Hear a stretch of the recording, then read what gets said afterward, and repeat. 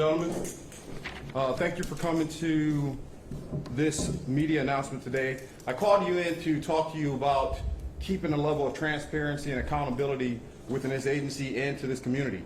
We had an incident transpire back in January before I took command involving a use of force incident with one of our deputies. This was related to Deputy George Sobrano. We were notified through the Public Defender's Office related to a potential violation of policies and related to use of force, and we looked at this thing. And I thank the Public Defender's Office for actually bringing this to my attention, as I had just took command, and this occurred before I was actually the sheriff.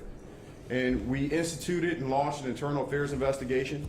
There was much cries from the public to ensure that justice was held and that we did not allow for any type of abuse to take place from our law enforcement parties. And we finally had an opportunity to conclude the internal affairs investigation, and it went through its process. Our professional standards committee had an opportunity to present an option or a recommendation for what they thought would be the appropriate discipline. The professional standards committee had recommended a 30-day suspension for Deputy Sobrano's activities, as the violations was of a violation of use of force, discretion, and conformity to laws. That recommendation found its way on my desk. I also looked at the pre-disciplinary hearings in terms of what was stated on behalf of Deputy Sobrano, and taking that totality of circumstances and looking at everything in a full, comprehensive manner and being objective, I could not support a discipline action of 30 days of suspension. And so he was terminated under my command, under my orders.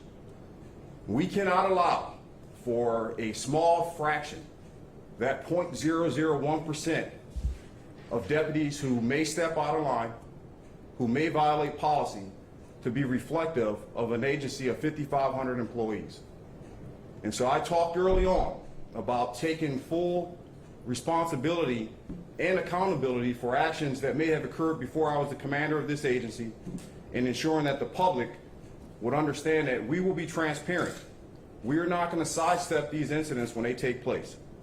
We will not turn a blind eye and act as though we did not know. When they come to my attention, our command staff will hold people accountable. And so with that, I'll take a few questions if you have them. Sheriff, why do you feel as if the 30-day suspension is insufficient enough? Again, it goes back to looking at the totality of circumstances, from the internal affairs investigation, the comprehensive analysis that was put together through the Professional Standards Committee, the comments in the pre-disciplinary hearings, and then looking at this thing in terms of what was the environment, what were the circumstances, what occurred. And looking at all these things, I could not agree with a 30-day suspension, where I've already had a similar case where we had a young deputy who was on probation, who struck a gentleman in handcuffs, and I immediately terminated him.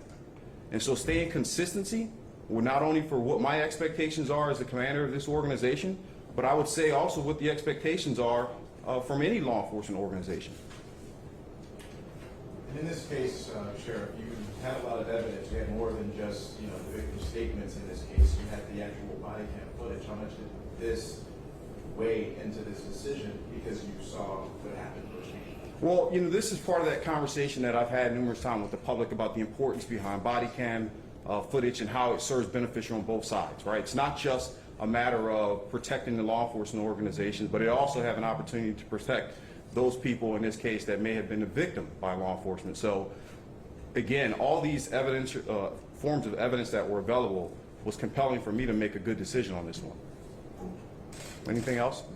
Yeah, sure. So with respect to making a statement here and I guess in comparison to previous administrations, can you speak, is this different from the way this office has operated in the past? I think it's crystal clear it's very different in that we are taking the proactive approach of analyzing and looking at the things that our deputies are doing in the field.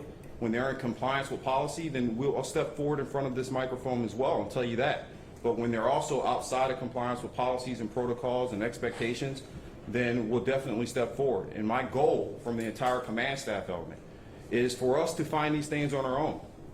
The public defender, and on a rarity do I have an opportunity to say thank you to the public defender's office, but I thank them on this case for bringing this to my attention so that I can hold my people accountable. But we are focused on finding these things as they happen and bringing them to the public. And from a public's perspective, it's obvious from a law enforcement perspective, but from a public perspective, can you give us a sense of why it took 10 months to come to this decision? There's always the internal affairs investigative process. And, you know, I've heard oftentimes about it takes too long, it's taking too long. But the way policies and protocols are currently set up, we will continue to have this kind of long-standing process. But I will say this, we already looked at what we can do better. What things can we institute to perhaps make this a much more expedited process so that the public doesn't have the perception or we introduce an appearance that we're holding something or hiding something. And so we're not there yet in terms of being able to disclose what we are going to institute in terms of modifying, changing procedures. But once we finalize and get everything concrete, I'll present what we're going to be offering to the public. Sir, what do you say to the man who was punched? What do I say to What do the you say man to who the was man who was punched? punched? Well, look, I'll say this to the public. The behavior and mannerisms of which Deputy Sobrino had exhibited is unacceptable. And anytime that type of event occur, I'm going to hold everyone accountable. All right, so thank you very much. Sure. Another, Got one more? Yeah, just another matter that happened before you took office, but Scott Peterson, his attorney, is now arguing that his criminal charges should be dropped since the Senate officially placed the blame on the former sheriff. What are your thoughts on Peterson's charges? I'll tell you, it's the first time I'm hearing of that, and I have zero interest to reply to what Scott Peterson's attorney think or what he thinks. He is no longer a part of this organization. I'm not wasting 1 second diving into any type of speculation or comments towards that. Sure, Mr. Sobrino, might, let's see, so terminated from the department, might there be some sort of further action, maybe criminal charges, battery, assault, something of that nature? That's outside of the purview of the agency, but from my understanding, Yeah, the state attorney is examining criminal charges. All right, thank you all for coming out. Have a good day.